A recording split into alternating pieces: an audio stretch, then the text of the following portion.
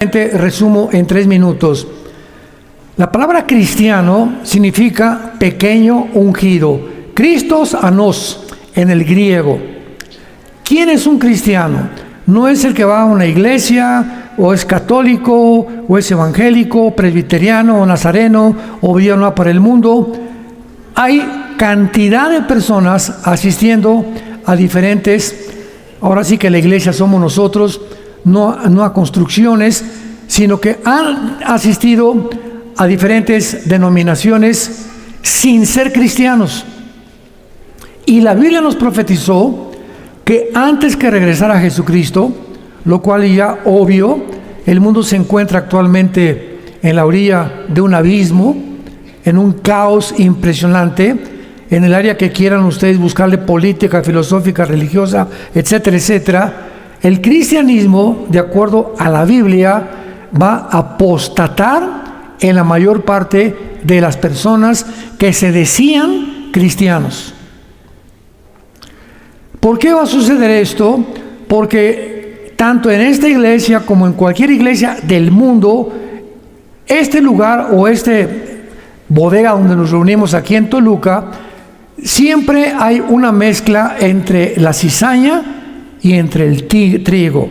Lo vamos a ver más adelante y lo vamos a examinar más encarecidamente en esta conferencia, pero hay una mezcla de tantas personas que están dentro de este lugar y de cualquier lugar en el mundo, que van el domingo como una religión, como cuando antes éramos, ¿verdad? Yo no profesé, pero mis padres eran católicos. Yo estudié en colegios lasallistas que son católicos, y ese cristianismo que mis padres nos enseñaron era el falso cristianismo. Era el cristianismo del domingo en la mañana nada más. Y del lunes al sábado se nos salía Cristo, se nos metía el chamuco, ¿verdad? O el demonio, y nos portábamos como anticristos. Pero al entrar el domingo, santo, santo, santo, y te adoro, Señor, y entre semana nuestras vidas seguían siendo las mismas. Esa religión del domingo nunca cambia a nadie. Simplemente es como un paliativo, como una curita que mucha gente se pone para poder aplacar sus conciencias. Porque nuestra conciencia nos demanda, ¿verdad?, dentro de nosotros la santidad, que debemos seguir el buen camino, y sabemos claramente que los pecados que cometemos van a ser juzgados al final de tu vida y de mi vida. Si eres cristiano verdaderamente, nuestros pecados ya fueron juzgados en la cruz de Cristo. Muy bien, ahora, el cristianismo no es una religión. Tú mencióname la religión que quieras. El Islam, el hinduismo, el zoroastrismo, etcétera, etcétera. De las cientos de religiones que hay en el mundo, mencióname la que tú quieras.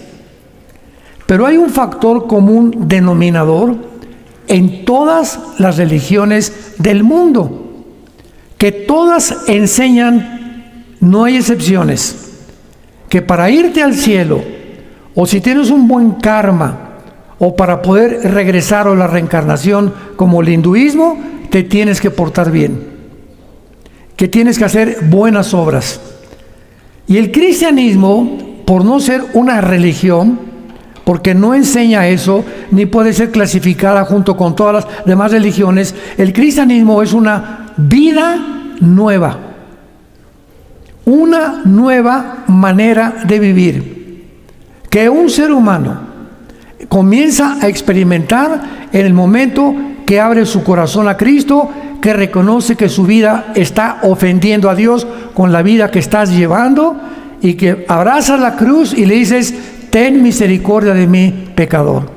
Señor, creo que en la cruz pagaste por tus pecados, que fuiste crucificado, muerto y enterrado a los 3 días. Y como ahora creo que tú vives, yo te necesito que entres a mi vida. Y cuando Jesús entra a nuestra vida, en la persona del Espíritu Santo, nuestra vida tiene forzosamente, progresivamente desde luego, que ir cambiando. Y comenzamos ya al año o 2 años que la gente ya se da cuenta que don Pancho ya es diferente, que mis amigos ya ven que he cambiado, que ya no me río de sus chistes groseros, que ya no me emborracho con ellos, que ya no veo películas pornográficas, que a mi esposa la trato como a una reina junto a mí, les doy un buen ejemplo a mis hijos.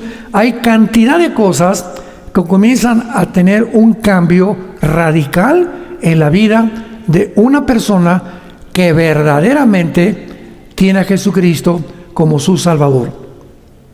Si tú eres una persona que te dices cristiano de hace 2 o 3 años, pregúntale a tu esposa, mi amor, ¿has notado que realmente desde hace 3 años que dices que recibí a Cristo, he cambiado contigo? ¿He cambiado con mis hijos? ¿He cambiado con mi familia? A mis amigos, oye Rafita, oye Carlitos, te conozco, trabajas en mi oficina hace 3 o 4 años, ¿tú notas desde que me conoces un cambio en mi vida? No, pues yo te veo igual, no eres cristiano. No, pues cómo no, fíjate, ya vi, me das cuenta, me hablas de Jesús, oras con nosotros, ora antes de irte a trabajar, en tu hospital, en tu bufete jurídico, en tu taller de carpintería, en tu taller de plomería, nos hablas de Jesús.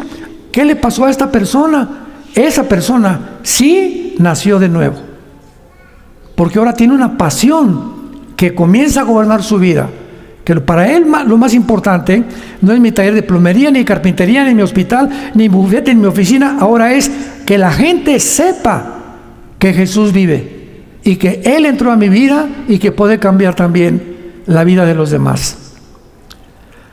Ahora vamos a abordar más profundamente este tema y vamos a ver que la Biblia nos revela que todas las iglesias, repito, no hay ninguna excepción. Lo vamos a ver en las parábolas de Jesús. Todas las iglesias que se dicen cristianas, aquí Vida Nueva para el Mundo, Más Gracia, pentecostales, nazarenos, presbiterianos, bautistas, el título que le quieras poner a la denominación. En todas estas iglesias hay una mezcla de verdaderos cristianos y de falsos cristianos, que Jesús les llamó a los verdaderos cristianos el trigo y a los falsos cristianos la cizaña. Por lo cual es lógico que no todos aquí, los que asisten particularmente en esta iglesia, no todos, muchos de ustedes son verdaderos cristianos. ¿Y cuál es el propósito de estas conferencias? Que por favor seas iluminado, porque Jesús ya no tarda en venir por nosotros.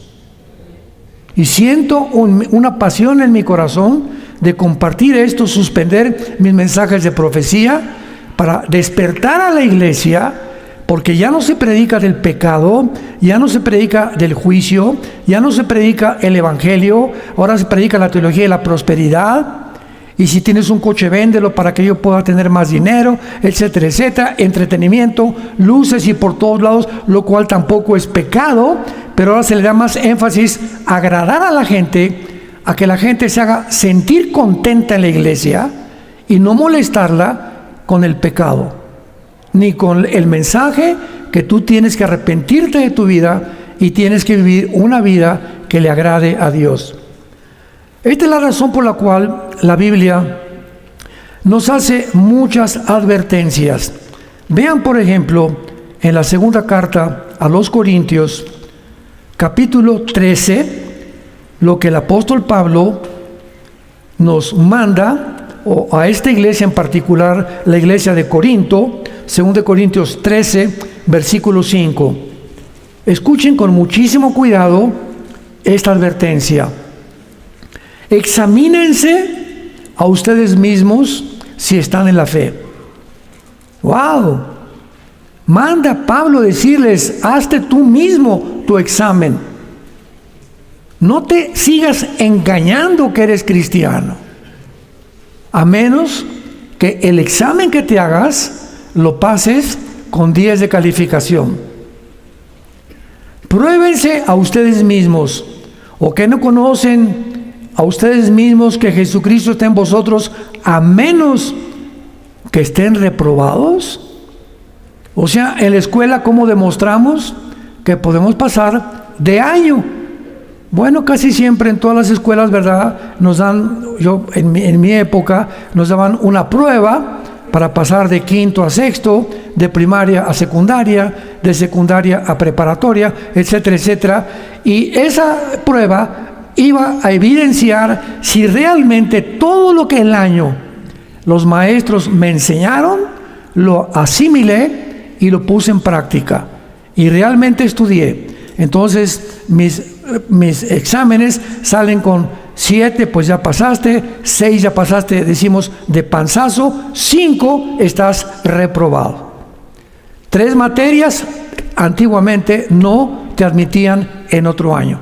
Ahora, ¿verdad? Ya todo está corrompido. Ahora hasta las escuelas se venden también. Si eres amigo de algún maestro, cualquier cosa, con una buena botella de whisky que le das, te pasan de año. Pero ya no es así. Ahora tenemos que entender claramente que la Biblia nos muestra que comencemos a examinarnos. Y hermanos santos de Dios, este es el propósito de esta serie tan importante, tal vez la más importante que has escuchado en toda tu vida. Así como es difícil diferenciar un billete verdadero de un billete falso, a los agentes del Tesoro en Estados Unidos, durante 3 años les dan puros billetes verdaderos, los agentes del Tesoro, y tienen tal ductibilidad en sus manos, en las yemas de sus dedos, que cuando toman un billete falso y le hacen así, simplemente por el tacto, pueden detectar que es un billete falso. Ahora ya no hay eso, ahora lo ponen así contra la luz, los billetes de 1,000 o de 500, ¿verdad? O de $100, y ya tienen la forma en la que pueden determinar que es una perfecta imitación, pero no es un billete verdadero. También hay perlas, ¿verdad? Piedras preciosas que te venden que no son genuinas. Parecen que es genuina, pero a menos que pase la prueba una perla, se puede determinar que realmente no es falsa. Tú puedes ir a un mercado, por ejemplo, el mercado chino en Nueva York, o en San Francisco, en Los Ángeles, aquí en México, en Tepito, y te venden relojes Rolex. Un reloj Rolex está ahorita como en $13,000.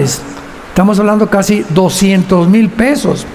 Pero te venden relojes Rolex o Girard Patek o Patek Philippe, que son carísimos, como réplicas. Y te venden ves un Rolex y es igualito al verdadero Rolex, pero este te lo dan en $5,000 porque es una imitación. Y tú puedes ir con esa imitación con cualquiera de tus amigos y lo traes, y hasta que no te lo quitas, y una persona que sepa y lo voltea, que tiene ciertas características, el Rolex te puede decir es una imitación. O sea, todo en la vida se puede imitar. Y para distinguir lo real de lo falso, ¿qué necesitamos? Los medios disponibles para poder averiguar que tu cristianismo no sea falso, que no seas tú una imitación de lo que es el verdadero cristianismo. Dice en Primera de Pedro, capítulo 1, versículo del 6 al 7, en lo cual ustedes se alegran, aunque ahora por un poco de tiempo, si es necesario, tengan que ser afligidos. Tenemos que atravesar aflicciones, pruebas, tribulaciones, persecuciones, traiciones, mientras estamos en este cuerpo. Los que son verdaderos cristianos, estas pruebas van a evidenciar y van a demostrar si realmente eres o no eres cristiano. Versículo 7, para que sometida a prueba vuestra fe, dice la Biblia que tu fe y tu fe, la que tú dices que tienes, va a ser sometida al fuego. Dios va a permitir en tu vida persecuciones. Por ejemplo,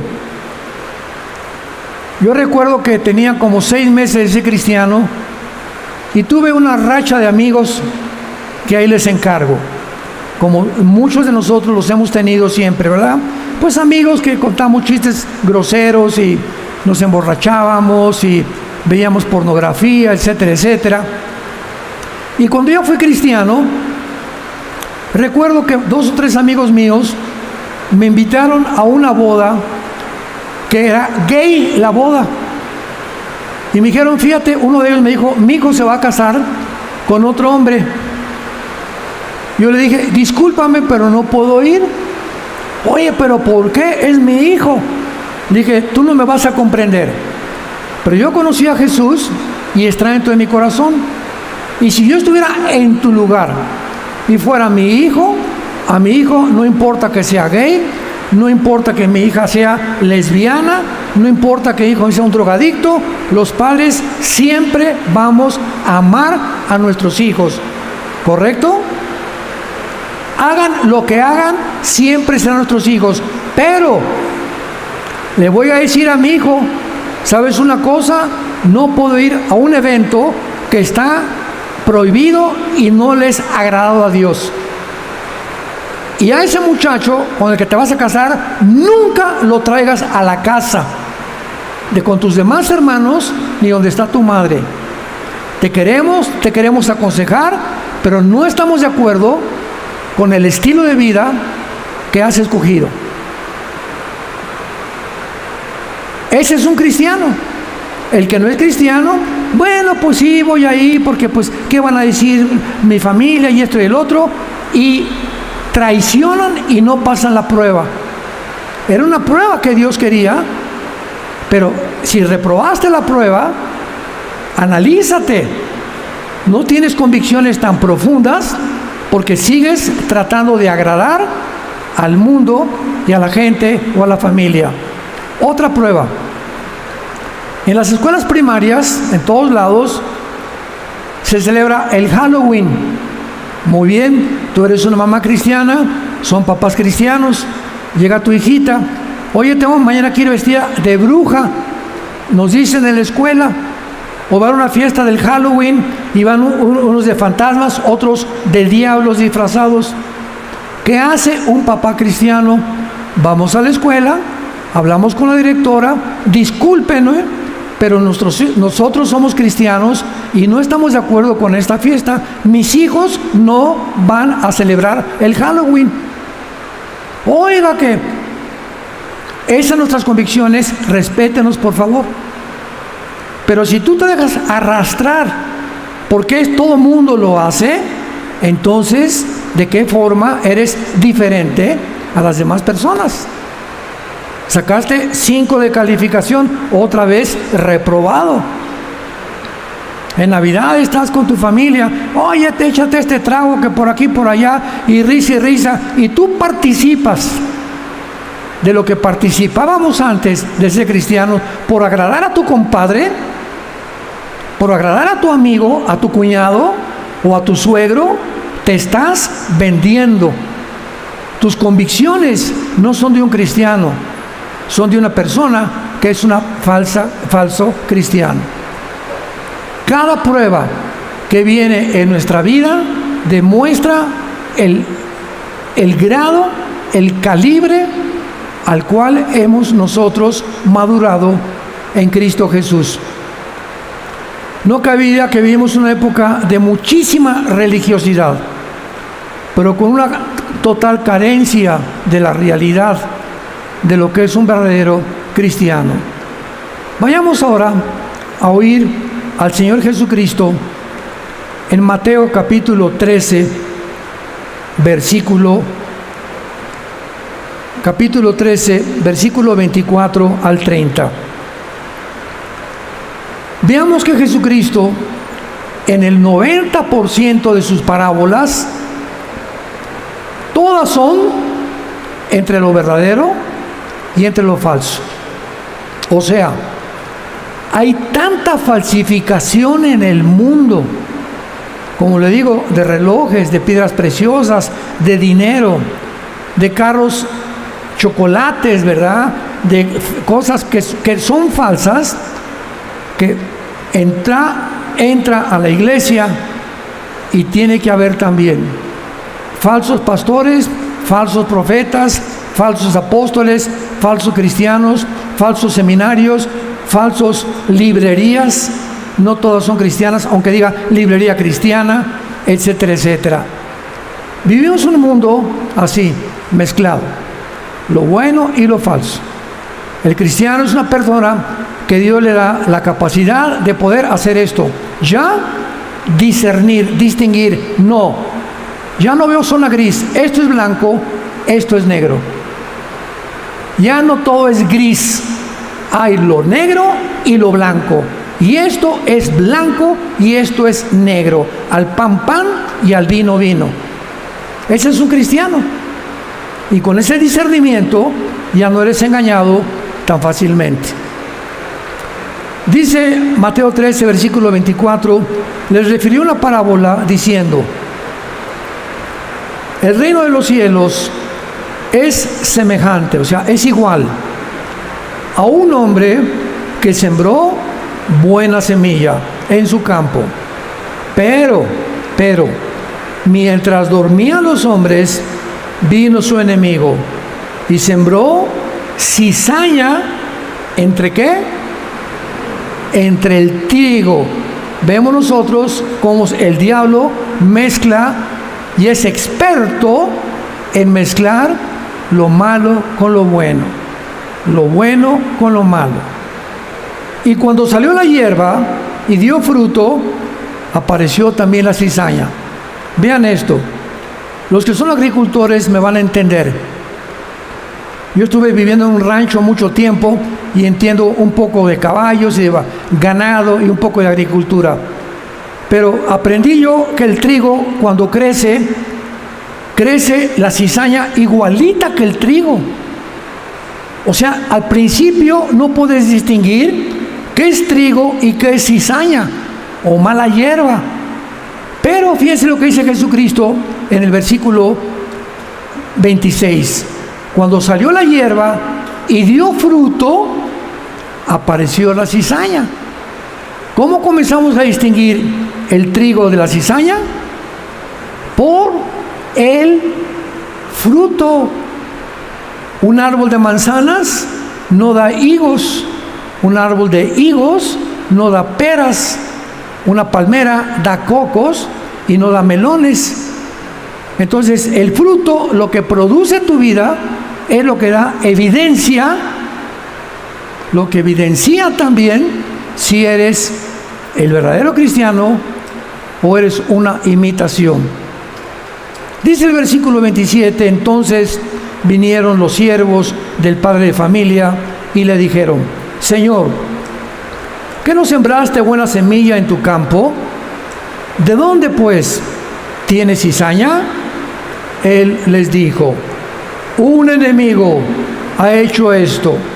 Y los siervos le dijeron: ¿quieres pues que vayamos y la arranquemos? Él les dijo: no sea que al arrancar la cizaña arranquen también con ella el trigo. ¿Por qué Dios ahorita no limpia su iglesia y se lleva a todos los que no son cristianos? Y todos podrían decir, ¿verdad?, que nos quedemos nada más los que somos realmente cristianos. Pero como crecen casi iguales y es tan difícil poder discernir quiénes son de los que no quiénes son, a menos que a través de la Biblia, como lo vamos a hacer, tengamos evidencias para distinguir el trigo y la cizaña, podemos equivocarnos con muchas personas que, por ejemplo, yo conozco a un amigo mío que recibió a Cristo y a los 6 meses se emborrachó y me habló su esposa. Oiga, yo en aquel tiempo no era pastor todavía, estaba yo de misionero en la sierra, y me dice esta señora: es que mi esposo se emborrachó en el rancho que está por acá cerca. Y le dije: ¿y él se dice cristiano? Y me dijo: sí. ¿verdad que no es cristiano? Y le dije, señora, no se adelante, déjeme hablar con su esposo. Entonces fui a la casa de esa persona, era una chocita así medio pobre, y hablé con este hombre y le dije, oye, Pancho, ¿pero qué es lo que te está pasando? Me senté con él, le dije a la señora, quería estar en la conversación, le dije a la esposa, usted espérenos afuera, déjeme hablar con su esposo, yo mero, para que no haya perturbación, ni gritos, ni sombrerazos. Entonces él me comenzó a llorar. Ay, me dice, Armando, fíjate que realmente estoy muy apenado y con Dios. He ofendido a Dios con todo mi corazón. No sé por qué, pero me volví a emborrachar. En el momento que él me dijo, me siento mal con Dios y siento un remordimiento dentro de mi corazón, que lo que he hecho, he ofendido a Dios, no a mi esposa, ni a mis hijos, a Dios, supe que aunque él se había emborrachado, era cristiano. ¿Qué le había pasado? Bueno, pues es un cristiano inmaduro, cayó en el pecado, como caemos muchos de ustedes.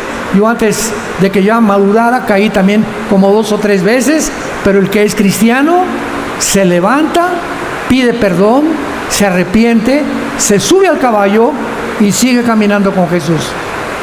¿Ven la diferencia?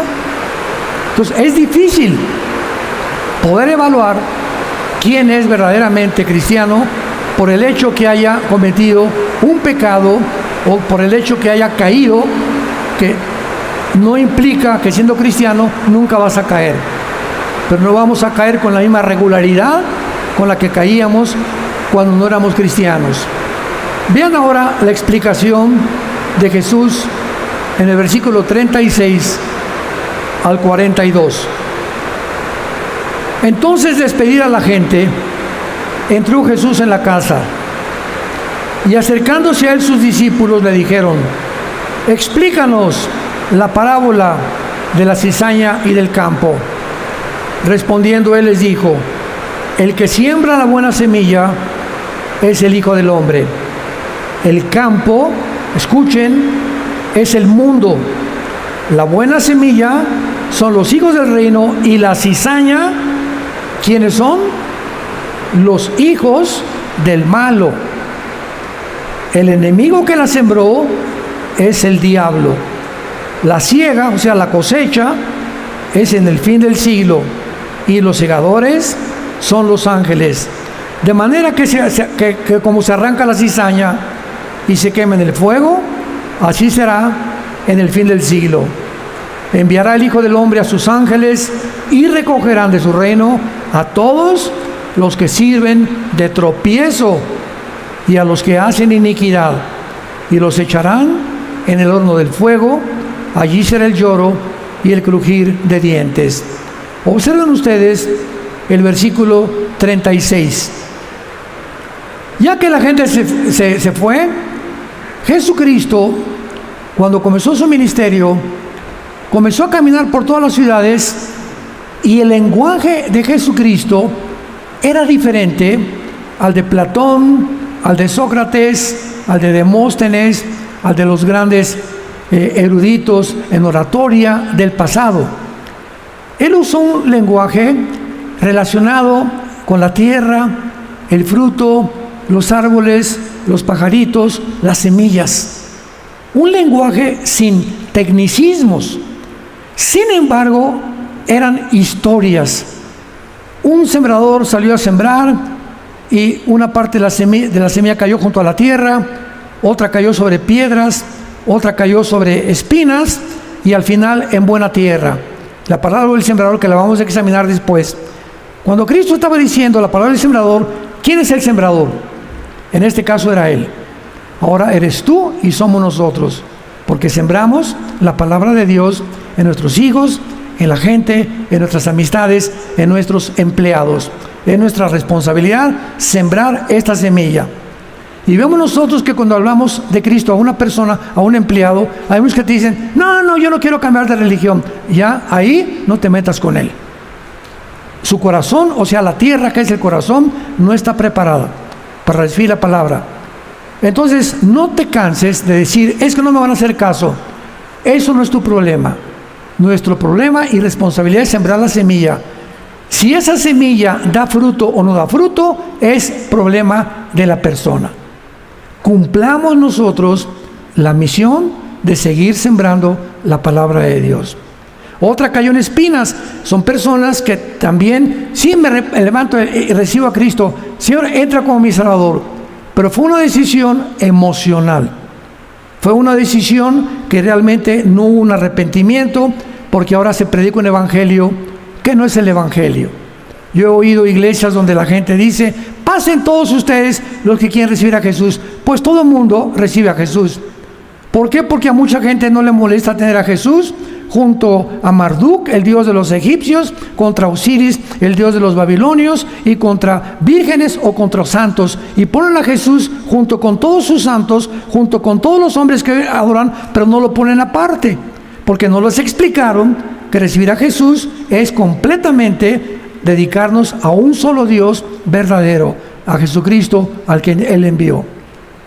Entonces se predica un evangelio fácil. Pásenle aquí todos, que pues todo el mundo pasa, ni siquiera saben que tienen que arrepentirse. Ya no se predica el pecado, ya no se les dice que sus vidas están ofendiendo a Dios, que no puedes salir por esa puerta en esta tarde igual que como entraste, porque algún día tus pecados te van a alcanzar. Ya no se predica eso. Ahora se trata de agradar a la gente, entretener a la gente, que la gente no se sienta ofendida, porque si los ofendemos, así me han dicho muchos pastores que conozco, me reservo su nombre, si los ofendemos, Armando, se queda la iglesia vacía, pues que se quede vacía, y Dios te va a mandar gente que tú vas a comenzar a discipular. Pero si tú le tienes miedo a la gente, en lugar de tenerle temor a Dios, te has vendido y te prostituyes en tu ministerio. Entonces, es lo que Jesucristo quería hacer. Se juntan entonces ya, los discípulos vengan acá. La gente no entendía nada de lo que Jesús estaba hablando. Un sembrador sembró semilla, cayó, etcétera, etcétera. Pero detrás de esta historia se encontraban verdades, secretos espirituales escondidos, que solamente los discípulos muy cerca de Jesús podía Jesús explicarles los secretos detrás de las parábolas. Entonces, siempre que acababa Jesús una parábola, les hablaba a los discípulos, como dice, de entonces despedir a la gente. Entró Jesús en la casa y acercándose a ¿quiénes? A sus discípulos, a los que le seguían en la mañana, en la tarde, en la noche y a donde quiera que él caminaba. Y les explicó la parábola de la cizaña y del campo. Y ya les dijo, ¿verdad? La siembra es la buena semilla, es el Hijo del Hombre. Comienza a interpretar el lenguaje tan sencillo de agricultores a los discípulos para que entiendan en una historia tan sencilla los misterios del reino de Dios. Qué maravilloso que podamos nosotros ser de la misma forma. Ahora, muy bien, Cristo vino a buscar y a salvar a los pecadores. Vino por las prostitutas, por los borrachos, parranderos, jugadores, por los gays. Vino por la peor clase de gente. Como dice en Tito capítulo 3, y nosotros éramos iguales, aborrecedores de lo bueno, falsos, borrachos, pendencieros, etcétera, etcétera. La iglesia es una siembra de puros ex. Aquí no hay nadie que pueda levantarse. A mí me decían San Bartolomé de las Casas. Yo era San Cirindana, discúlpeme, pastor, pero yo siempre he sido buena. Aquí nadie puede atreverse a decir eso. Aquí somos puros ex borrachos, ex adúlteros, ex esto y el otro, como dice en 1 Corintios capítulo 6. Y esto eran algunos, pero ya hemos sido lavados, y hemos sido emblanquecidos, purificados con la sangre de Jesucristo. Entonces, esta es la iglesia, una mezcla, ¿verdad?, de los que están arrepentidos y de los que éramos muy pecadores y que ahora damos evidencia por el cambio tan radical de nuestra vida que ya no somos iguales. Pero hay un grupo de personas a las que Jesús enfrentó y les habló, pero directamente. Muchos dicen que los insultó. Nunca Jesús usó una palabra para insultar. Usó la verdad de lo que había en su falso cristianismo. Veámoslo en Mateo 23. Vean ustedes al único grupo de personas que Jesucristo confrontó. Y no fueron a las prostitutas, ni a los borrachos, ni a los gays, ni a los drogadictos. Fue a un grupo de los que eran religiosos. Jesús consideraba que este grupo de personas que en ese tiempo eran los representantes de la religión eran mejores que las prostitutas y mejores que los borrachos. Miren a Jesús, decían los fariseos, ya se metió a comer a casa de pecadores. Miren a Jesús, está María Magdalena, una prostituta, viniendo y él está acariciándole su pelo y ella lavándole sus pies con su pelo. Y estaban continuamente los religiosos convirtiéndose en el peor enemigo de Jesucristo. No los pecadores, los religiosos, los que se creían que por su religión eran mejor que las prostitutas, que los borrachos y que la peor gente del mundo. Les voy a dar un ejemplo. Hace unos años, no sé si estaban ustedes, todos oyen hablar del Chapo Guzmán, tu pariente, ¿no? Pues le vas a dar gracias a Dios, pero la mamá del Chapo Guzmán era cristiana. Y desde que él tenía, desde muy jovencito, 17, 18 años de edad, que él comenzó con la marihuana, etcétera, etcétera, su mamá nunca dejó de orar por él. Muy bien, bueno, pasó el tiempo, lo agarraron, sigue en una prisión de alta seguridad allá en Nueva York, etcétera, etcétera. Y él le mandó construir una iglesia cristiana a su mamá, allá en Sinaloa. Y es por eso cuando el presidente de la República que teníamos antes, ¿verdad?, pasó por ahí y saludó a la mamá del Chapo, porque ella era cristiana y ella dijo que también estaba orando por el gobierno de México. Bueno, entonces a ella, a la mamá del Chapo, fue la única persona que le permitieron en Nueva York visitar a su hijo. Y cuando lo fue a visitar, llegó con una Biblia. Y oró con el Chapo. Y el Chapo recibió a Cristo como su Señor y Salvador. Cuando yo dije esto, no me acuerdo en qué iglesia fue, hubo varias personas que dijeron, ay sí, ahora sí, ¿verdad? Nada más, y todos los que mató, y toda la sangre que derramó, etcétera, etcétera, y les contestó, alguien pagó por él. No te preocupes, todas las cosas malas que él hizo, alguien pagó por él. ¿Tú eres mejor que él?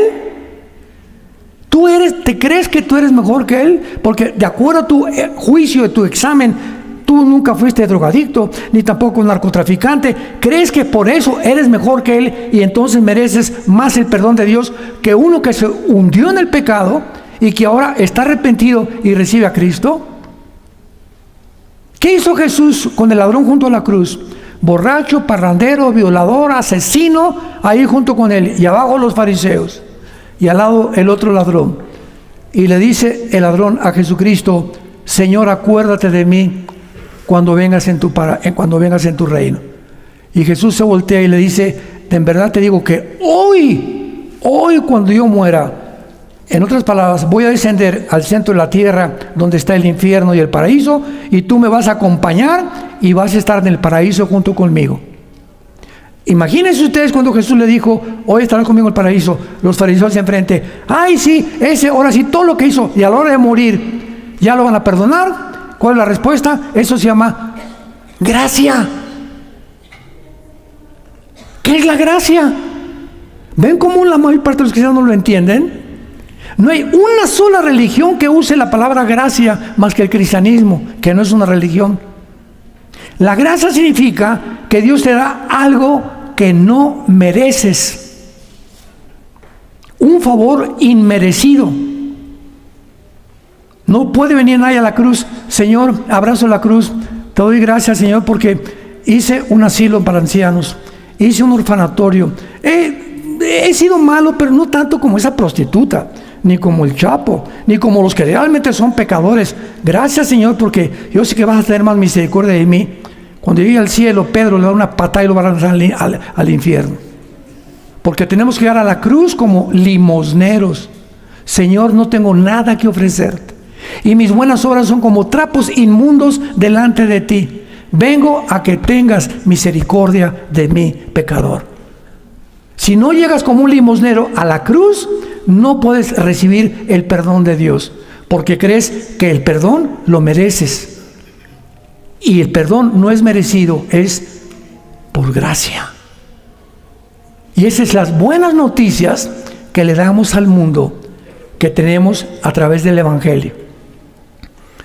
En 1985-86 había un director de la policía en México muy famoso llamado Arturo Durazo. Yo en aquel tiempo ya predicaba, y en un estudio que tenía yo en Ciudad Satélite, en una iglesia presbiteriana llamada Dios es Amor, doy los nombres y todo, iba el teniente coronel de la división de helicópteros de la dirección de la policía de Arturo Durazo, que estaba en la calle 5 de febrero, en el centro de la Ciudad de México. Entonces, este teniente coronel se convierte a Jesucristo. Yo estaba enseñando Apocalipsis en aquellos tiempos, y entonces él le lleva cassettes al general Durazo, míos, y el general Durazo le dice a este hermano, ¿verdad? Se convirtió a su esposa y todos sus hijos: tráiganme a ese muchacho, me interesa oír más de lo que él está predicando. Escuchen esto. Arturo Durazo junto a Lino Ventura, que era el general de la Policía de Seguridad en aquel tiempo, a Názar Haro, director de la Policía de Seguridad Nacional, al coronel Obregón Lima del Servicio Secreto, a toda la élite de los jefes de policía en el hangar, en el aeropuerto presidencial. Así, en un desayuno. Imagínense ustedes si dormí la noche anterior. Y me invitó a que les hablara, y le dijo: dile a este muchacho que les hable como él está hablando en sus cassettes. Aun cuando él era como él era, tenía una conciencia de que él tenía que seguir escuchando y seguirlo compartiendo. Mi mensaje fue de que le sirve al hombre ganar el mundo si pierde su alma. Muy bien. Después del mensaje, les dije: el que quiera recibir a Cristo. Todos estaban así. Nadie quería levantar la mano. Y los que levantaban veían la reacción del general Durazo. Si él levantaba la mano, pues la iban a levantar también ellos, ¿verdad? Pero él tampoco la levantó. Nadie la levantó, ni les dije: levantan la mano. Se quedaron todos así, y de repente, después de un minuto, se levanta el general Durazo, una voz muy ronca, y dice: muchas gracias, y me hace así que me acerquen. Me acercó y me dice: quiero que por favor la semana que entra, enfrente de todos, vayas a Santa Marta, Catitla, a la penitenciaría federal, donde hay más de 1,800 muertos, presos, y les prediques lo que tú nos dijiste esta mañana. Pues fueron por mí en el helicóptero, fui con Alán, mi hijo, que ahorita es pastor en Querétaro, aterrizamos ahí en Santa Marta, Catitla, el director era un general puesto por Durazo, y juntaron a todos los presos así en el estadio que tenía Santa Marta, Catitla, 1,605 presos. Miren, grabamos un video de esa reunión, y cuando yo entré y veo todas las caras así, todos así. Así, ¿verdad? Y unas caras, pero como ya se imaginan ustedes, ¿no? Yo me sentí un poco amedrentado y comencé de repente, me inspiró el Señor y comencé a abrirles fuerte, y a los 15 minutos de estar predicando, vemos nosotros en el video cantidad de caras que comienzan a suavizarse. Comienzan de hacer así, así, así.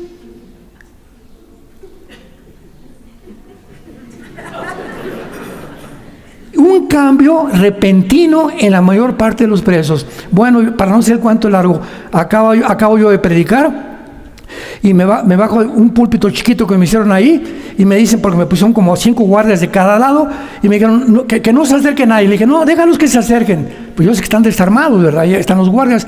El primero que se acercó fue un muchacho que me dijo: Pastor Alducin, quiero decirle lo siguiente. Fue el primer preso, un muchacho de 30 años. Me dice: quiero decirle algo. Estoy aquí por un crimen que vine a cometer. Yo era un, asesino a sueldo de un político de Veracruz. Me mandaron a la Ciudad de México a matar a otro político enemigo de él. Yo iba en el periférico en la Ciudad de México y alguien se me atravesó y siempre he sido muy impulsivo, me bajé y le di un balazo al que se me atravesó. Por ese crimen yo estoy aquí, pero antes de eso he matado a 25 personas. Soy asesino a sueldo.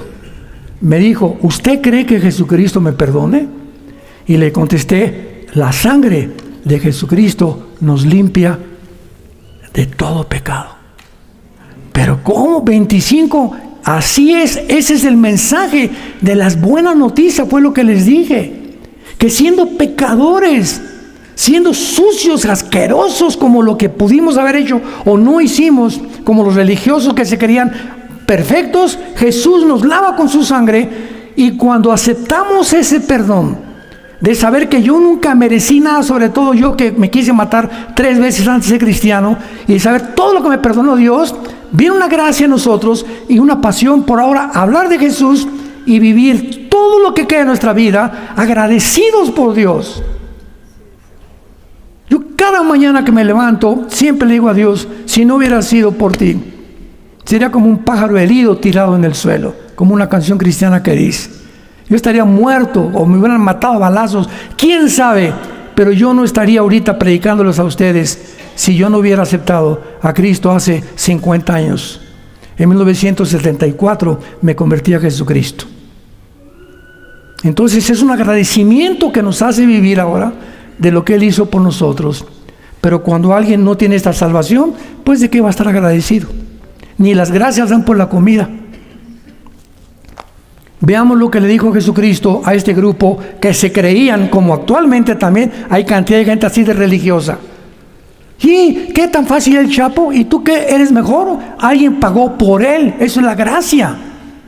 Y así hay cantidad de gente, no, pues yo no he sido tan malo, pues no me importa que hayas construido asilos y orfanatorios, no me importa que el Papa te haya bautizado tampoco, ni que tu mamá sea una monjita, ni que tengas 3 tíos que son sacerdotes, te vas al infierno. Porque es por gracia, no es por las obras, la salvación. Vean lo que dice Mateo 23, versículo 13. Mas ay de vosotros, escribas y fariseos, hipócritas, porque cierran el reino de los cielos delante de los hombres, pues no entran ustedes, ni dejan entrar a los que están entrando. Versículo 23. Ay de vosotros, escribas y fariseos, hipócritas, porque diezman la menta y el eneldo y el comino, y dejáis lo más importante de la ley, la justicia, la misericordia y la fe.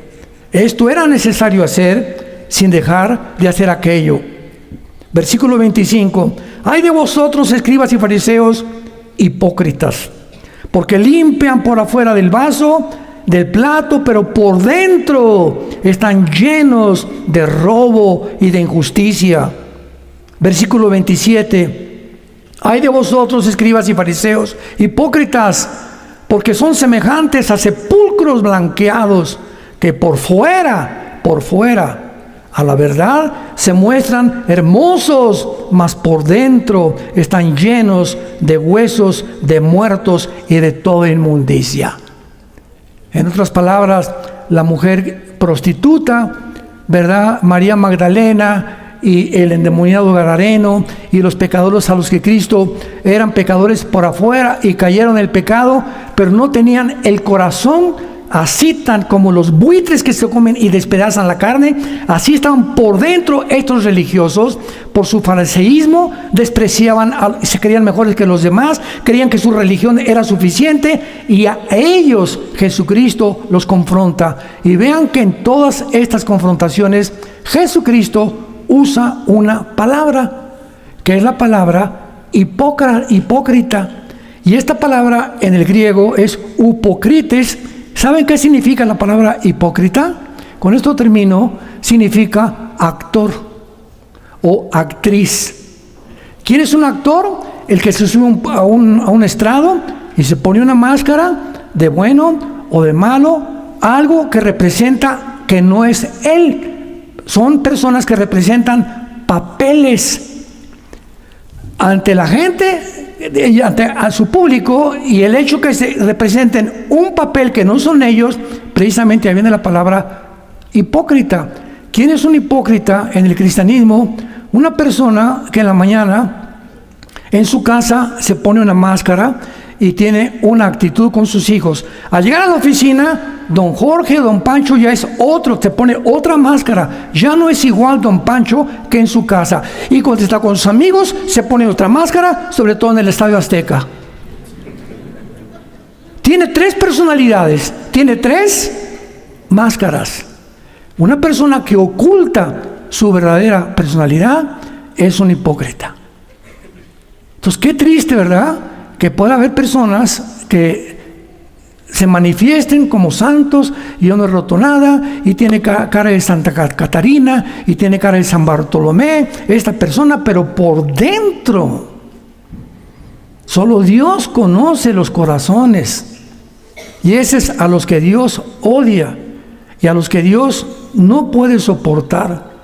Él puede soportar al peor de los pecadores, al chapo, al que tú me menciones, pero Él no soporta que una persona trate de creer que merece el cielo, que es mejor que los demás, y que por tener una religión, o por haber sido bautizado, o por ser descendiente del Papa o de lo que tú me quieras decir, se crean mejores personas que los demás. Jesús vino a buscar y a salvar lo que se había perdido. ¿Reconoces tú que eres un pecador?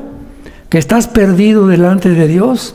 ¿Que necesitas algo que no mereces? Porque si lo mereciéramos, ya no sería por gracia. Nos estaríamos ganando, haciendo algo, el perdón de Dios, que es lo que las religiones enseñan. No así el cristianismo, que es una nueva manera de vivir. Y tú esta vida la puedes tener en este momento si tú en tu corazón repites esta oración que vamos a hacer en el nombre de Jesús. Les pido a todos que inclinen por unos momentos su cabeza.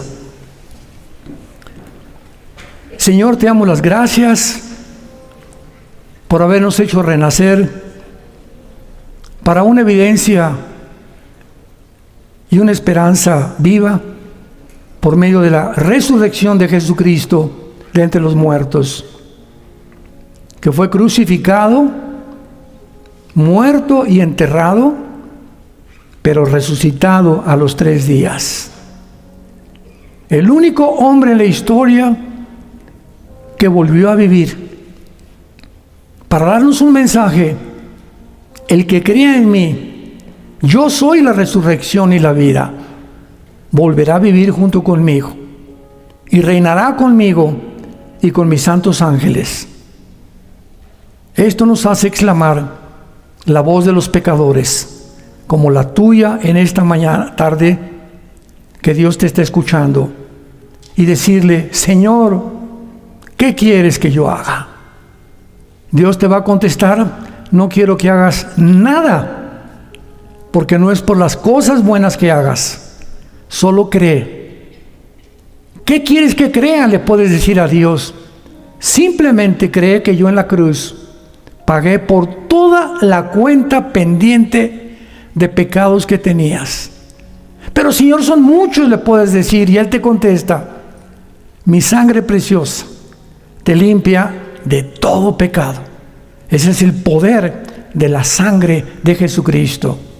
Son las buenas noticias que la Biblia nos trae a un mundo lleno de pecadores.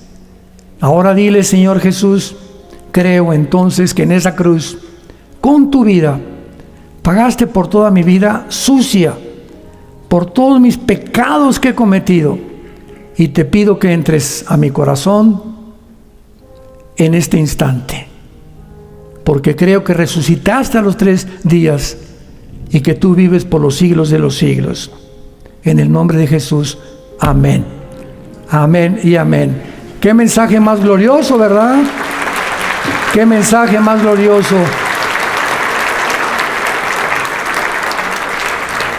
Por eso dice la Biblia: es más fácil que se convierta un pecador que reconozca que está sucio, sucia, asqueroso, cochino, feo, que una persona que se sigue creyendo buena. Yo no puedo ir ir al médico si me creo que estoy sano. No, yo no puedo contar al médico. Ve tú que estás enfermo y que tienes tus exámenes, que tienes cáncer o que tienes esto y el otro, pero no, yo estoy sano. Bueno, pues entonces, si crees que estés sano, a lo mejor te va a hacer un susto y descubrir que no estabas tan sano como tú creías. Entonces hay que acudir rápido a la cruz. ¿Por qué? Porque ahí es donde encontramos la sanidad de nuestra alma, el perdón. Bueno, pues vamos a iniciar este nuevo noticiero profético con el título Haciendo un análisis del falso tratado de paz. Así he querido titularlo porque está la cosa muy, pero muy revuelta en cuanto a todo lo que está sucediendo últimamente. No cabe duda que esta reunión que hubo en Egipto este pasado domingo, con 20 naciones y el presidente Trump encabezando toda esta organización de naciones árabes que se reunieron a su alrededor del presidente de Estados Unidos, ha despertado muchísimas controversias, hipótesis, especulaciones, comentarios acerca de lo que se encuentra detrás, que si se van a cumplir los pactos o los acuerdos que se llevaron a cabo, qué tiene que ver esto relacionado con la Biblia, en fin.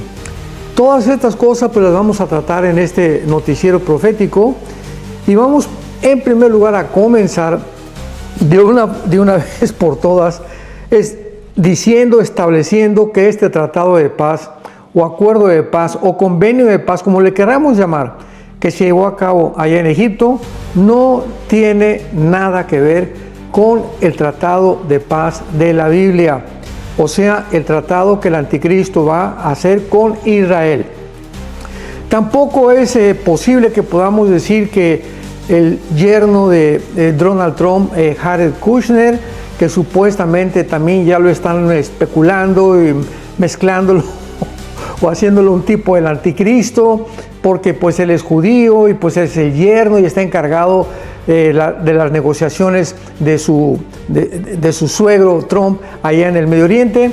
Nada que ver tampoco, porque claramente pues lo vamos a ver con mucha calma, ¿verdad? Lo hemos visto también que el anticristo va a surgir del territorio que se encuentra en precisamente Irak y Siria y el Líbano. Toda esta serie, el Líbano, Irak y Siria, que es la zona que se llama Basán en la Biblia, y donde al norte se encuentra el monte Hermón, que de acuerdo al libro de Enoc, ahí descendieron los ángeles que se mezclaron con las mujeres en Génesis 6.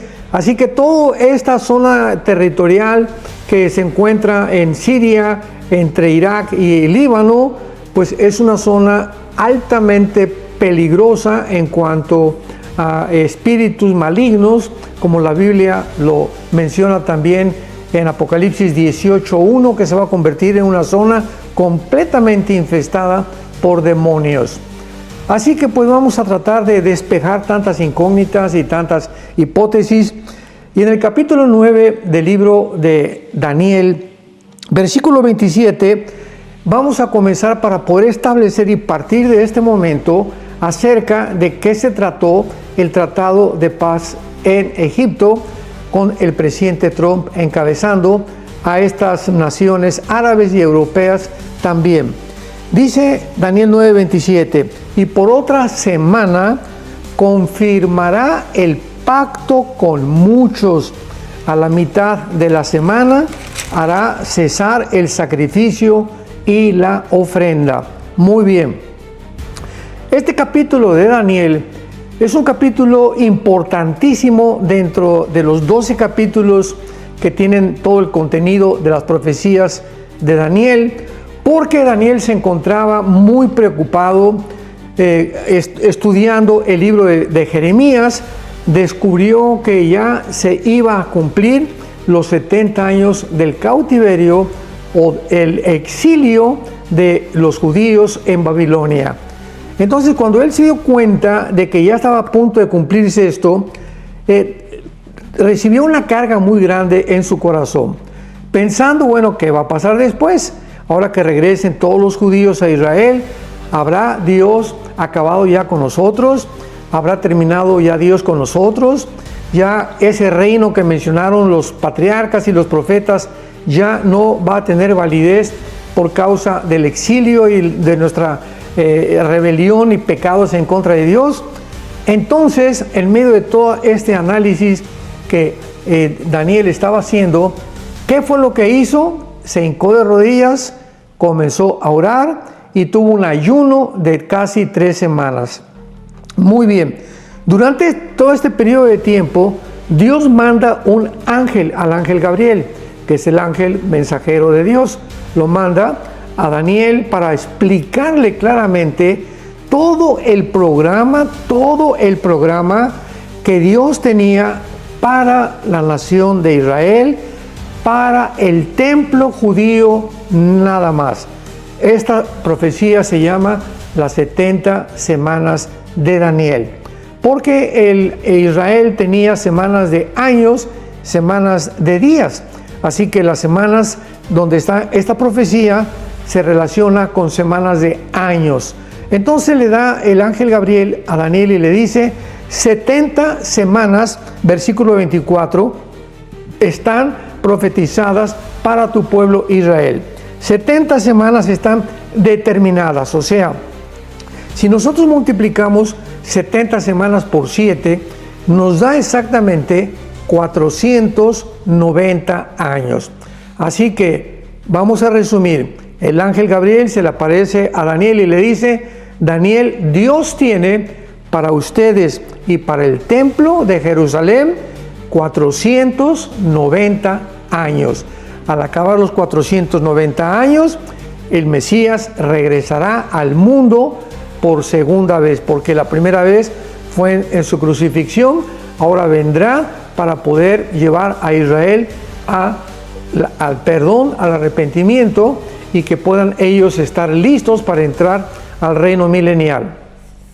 Entonces, a través de esta profecía de las 70 semanas, Dios le dice a Daniel: quiero que sepas que esta contabilidad, esta cuenta se va a comenzar a llevar a cabo en el momento en que se dé la orden para restaurar la ciudad de Jerusalén, las murallas de Jerusalén principalmente.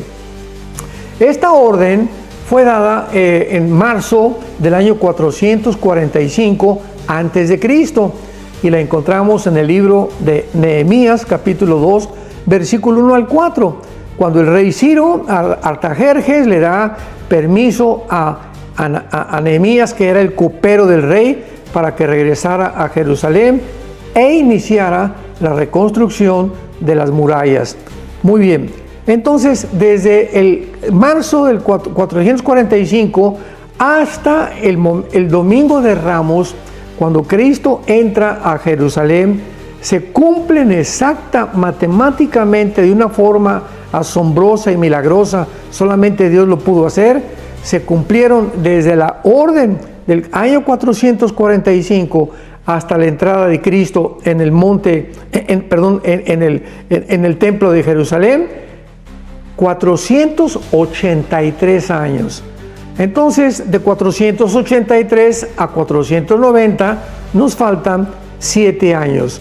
Y estos 7 años es la semana que está relacionada con el pacto o con la tribulación del anticristo que acabamos de leer. Lo vuelvo a leer otra vez, ahora sí lo pueden muchos de ustedes entender. Y por otra semana, versículo 27, o sea, por otros 7 años confirmará el pacto con muchos, a la mitad de la semana hará cesar el sacrificio y la ofrenda. Vamos a detenernos un poco para analizar un poco más profundamente este versículo y esta profecía. Por otra semana, o sea, por 7 años, confirmará. La palabra confirmar aquí en el hebreo es la palabra gabar, que significa establecer, casi se podría decir establecer como una orden, o sea, implica fuerza. El anticristo va a forzar, va a establecer, va a determinar que haya 7 años para Israel, donde durante estos 7 años, aunque no se menciona la paz, se requiere, ¿verdad?, que este pacto pues sea un pacto en el que Israel sea protegido de alguna forma por el anticristo.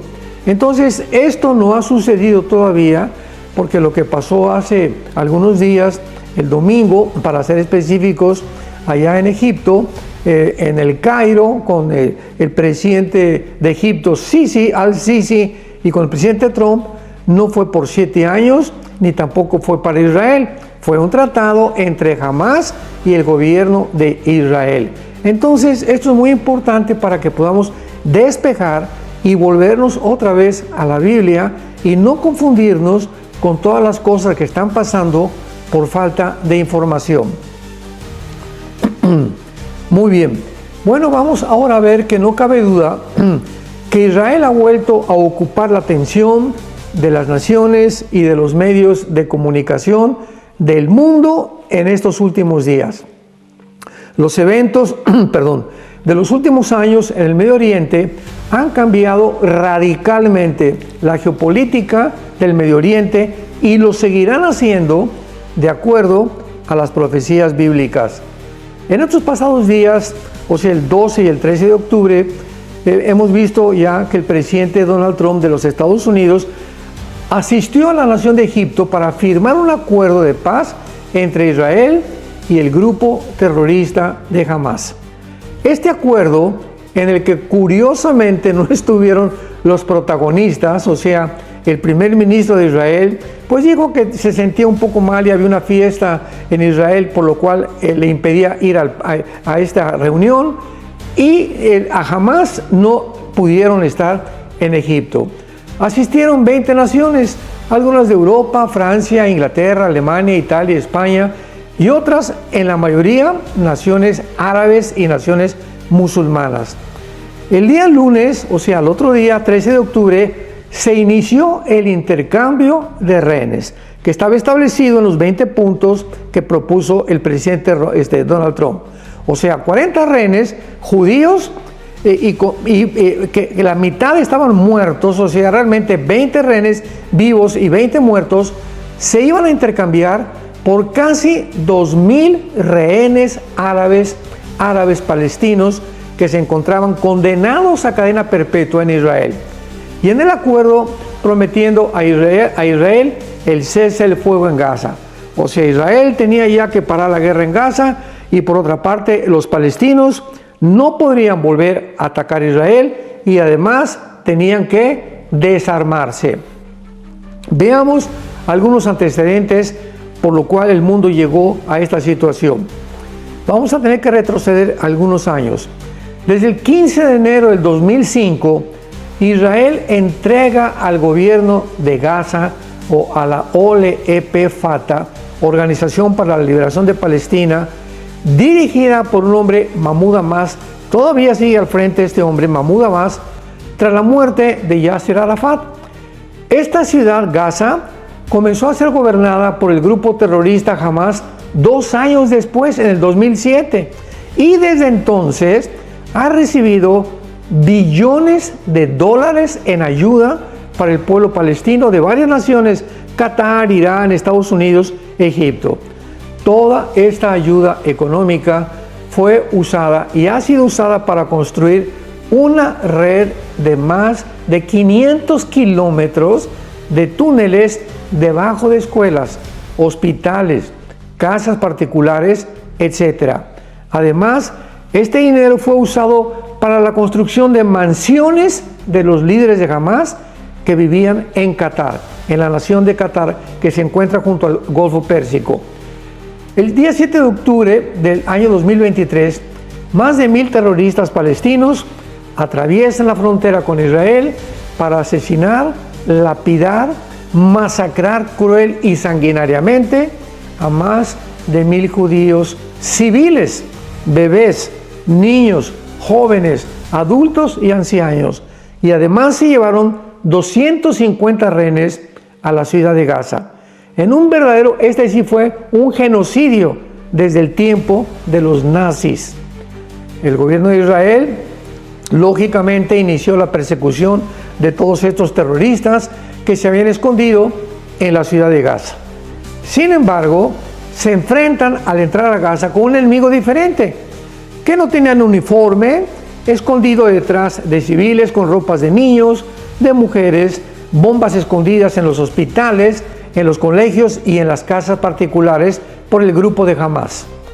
La reacción del mundo fue inusitada y descomunal, pues en lugar de protestar por esta matanza y reclamar que devuelvan a los rehenes, comenzó una ola mundial a favor de este grupo terrorista Hamás, declarando y cantando que desde el río hasta el mar sacaran completamente a Israel.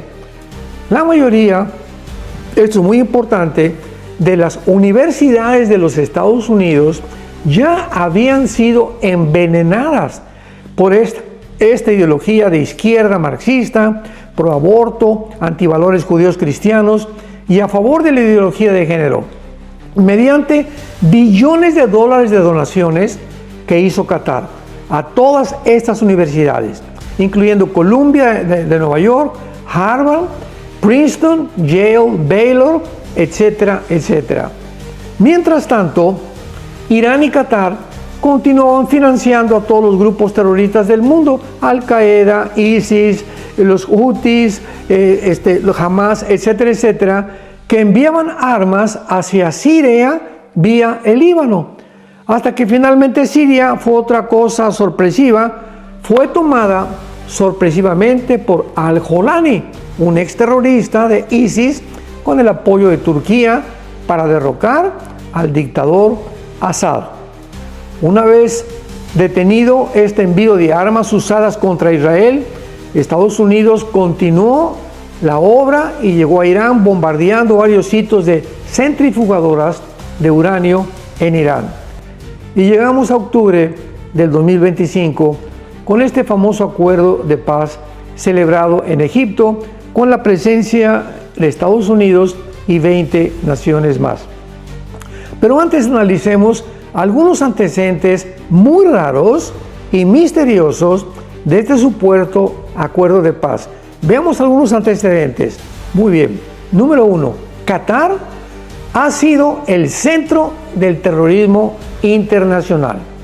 Es la nación junto a Irán que ha financiado y continúa financiando y sosteniendo a todos los grupos terroristas del mundo. De manera irónica, los Estados Unidos, no lo entendemos por qué, tienen ahí en Qatar, que es la que financió el ataque del 7 de octubre, una base militar desde 1996. Número 2. Cuando Israel estaba a punto de terminar con los ayatolás de Irán, de repente Estados Unidos lo detuvo. Cuando Trump reconoció a Al-Jolani, el líder actual de Siria, como un gran hombre, el mundo se sorprendió. Número 4. Cuando el ejército de Israel estaba a punto de acabar con Hamás, de una forma muy rara también, Trump los detuvo y les dijo, ya no avancen más. Número 5.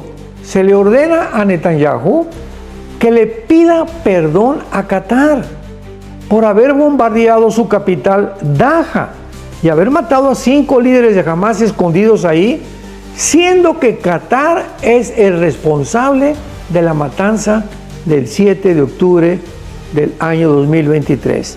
¡Qué cosas tan sorprendentes y tan raras! Número 6. Se liberan a 2,000 terroristas árabes palestinos de cárceles de Israel por rehenes judíos de Gaza. Vamos a hacernos una pregunta. ¿Es ético o racional hacer esto? Ahora todos estos terroristas liberados se van a volver a preparar al regresar a Gaza para matar y secuestrar más civiles de Israel. Liberan a 20 rehenes, pero van a ser ahora cientos de muertos los que van a matar estos hombres que acaban de liberar. Ahora, otra pregunta. ¿Cuáles serán las probabilidades de la seguridad de millones de ciudadanos israelíes que quedarán amenazados por otro genocidio futuro de estos terroristas liberados? Ahora Hamás aprendió que matar y secuestrar personas sí funciona, por lo que lo volverán a repetir en un futuro próximo. Lo que envalentona a los árabes, principalmente a los terroristas, es conocer la debilidad de su enemigo. Número 7. Se firma un convenio de 20 puntos entre Israel y Hamás en Egipto con 20 naciones de testigo. La mayoría, repito, enemigas de Israel. Pero extrañamente no estaban los principales protagonistas, Netanyahu y los líderes de Hamás. ¿Se acuerda un cese al fuego que ya entró en vigor de parte de Israel y que Hamás se ha desarmado y no lo vuelve a atacar? Algo que nunca lo van a cumplir. Recordemos esto: Hamás y ningún grupo terrorista ni ningún grupo radical islámico jamás cumplirá ninguna promesa y ningún convenio y ningún tratado de paz que vayan a firmar. Además, ahora Gaza será controlada y gobernada por un grupo de tecnócratas.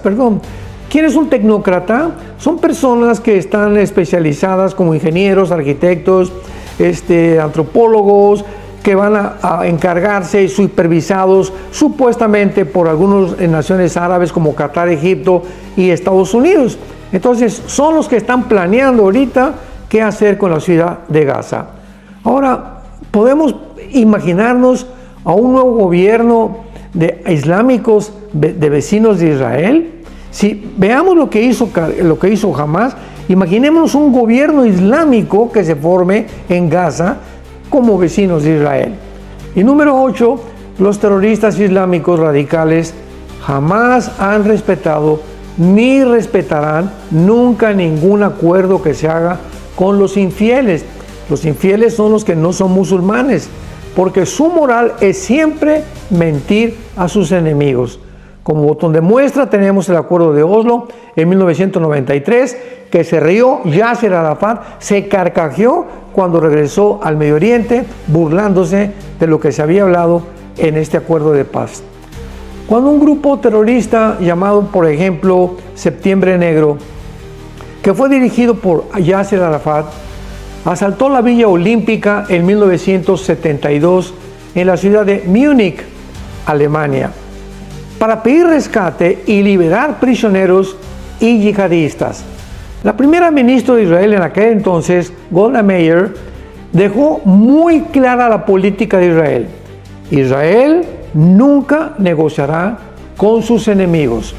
Por supuesto que todos los atletas secuestrados más tarde fueron muertos dentro de un helicóptero cuando uno de los terroristas les aventó una granada dentro cuando ya los iban a sacar.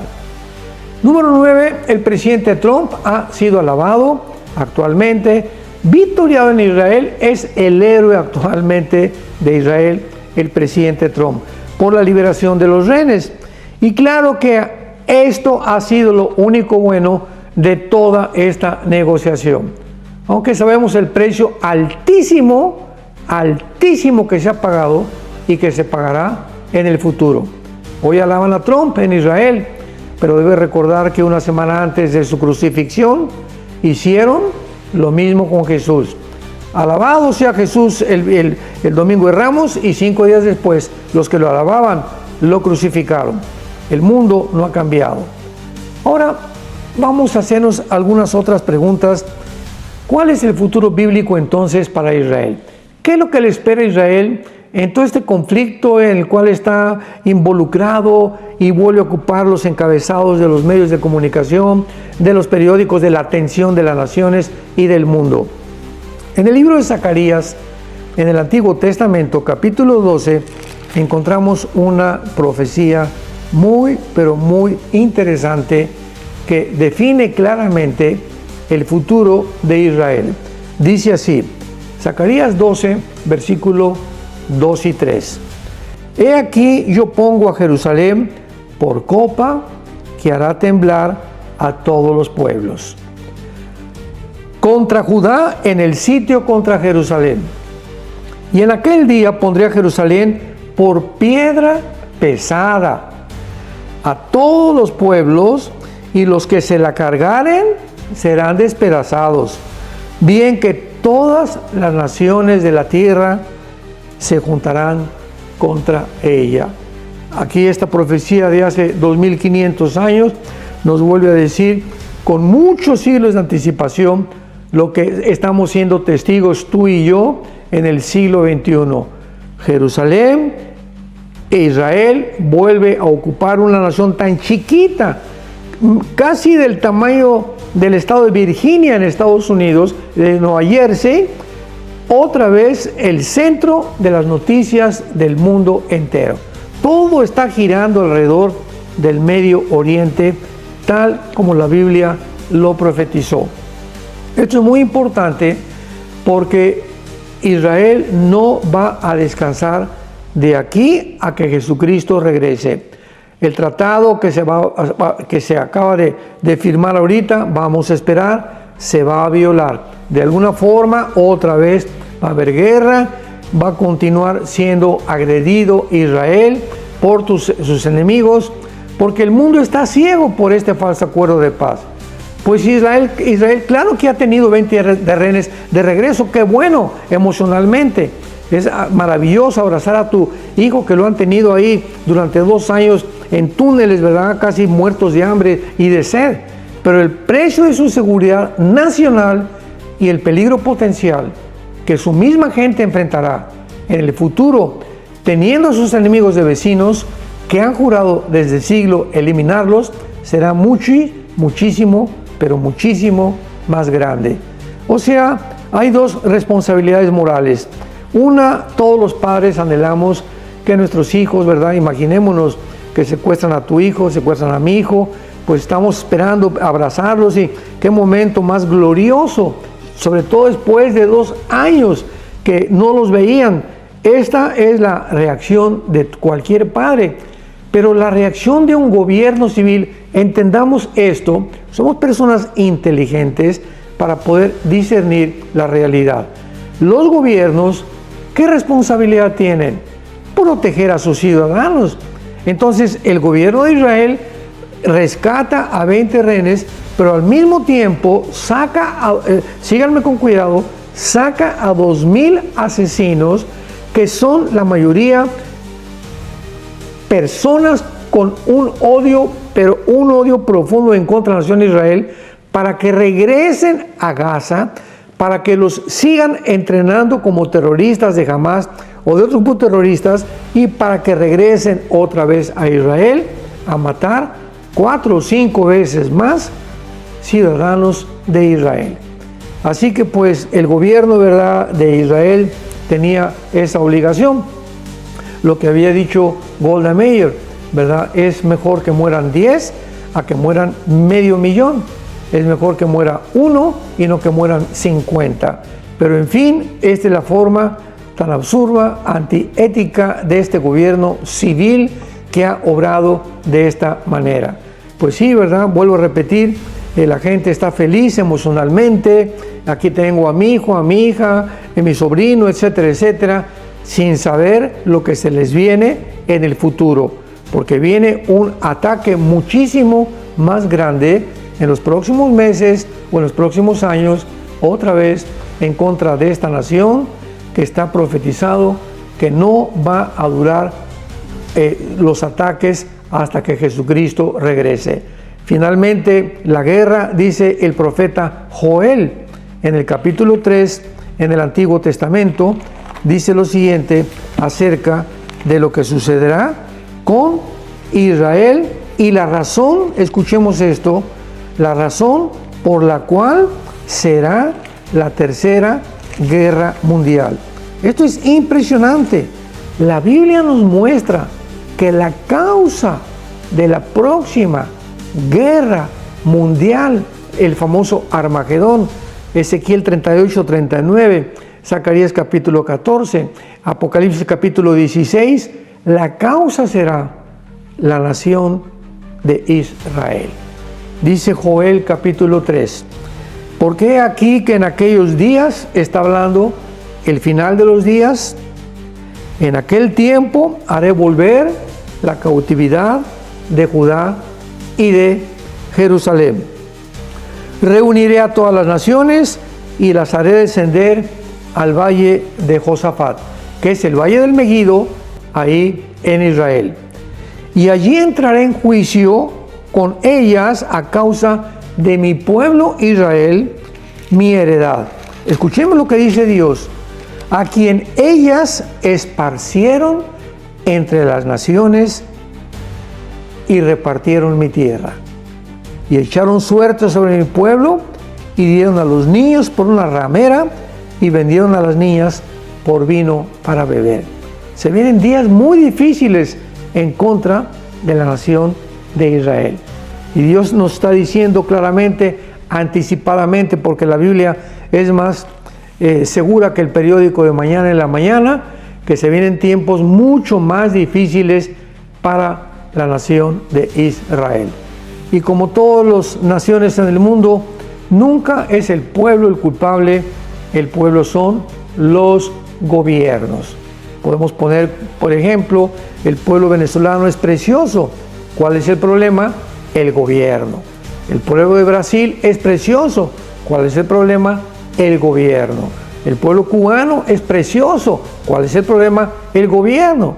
Y así vemos que en todos los lados, igual que en Europa o que en África o que en el continente americano, los gobiernos se han corrompido. Y lo mismo le ha pasado al gobierno de Israel. No se puede negar que el gobierno de Israel está corrompido también. Pero esto no significa que el pueblo, cuando hablamos de Israel o apoyamos a Israel, estamos apoyando el derecho que Israel tiene de su tierra bíblicamente. Entonces hay que tener que diferenciar entre el gobierno y el pueblo. Cuando estamos a favor de Venezuela, no es a favor del gobierno de Venezuela. Estamos a favor del pueblo venezolano que se ha liberado. Y pasó lo mismo en Gaza, nada más que se tergiversó completamente por el odio antisemita del mundo. ¿Cuál es el problema de Gaza? Los gazatíes, los habitantes de esta región junto al mar Mediterráneo, pues la mayoría, ¿verdad?, quieren comer, quieren trabajar, etcétera, etcétera. ¿Cuál es el problema de Gaza? El gobierno que tienen. ¿Qué gobierno tienen? Un grupo terrorista llamado Hamas, que ha usado el dinero que le han mandado de Qatar, de Egipto, de Estados Unidos, billones de dólares para la ayuda, para los hospitales, para gimnasios, para escuelas, para comida, que este gobierno de Hamas, de terroristas, lo usaron para construir 500 kilómetros de túneles debajo de escuelas, debajo de hospitales, debajo de casas particulares, bombas en las casas particulares, principalmente donde había familias con niños, para usarlos como escudos humanos.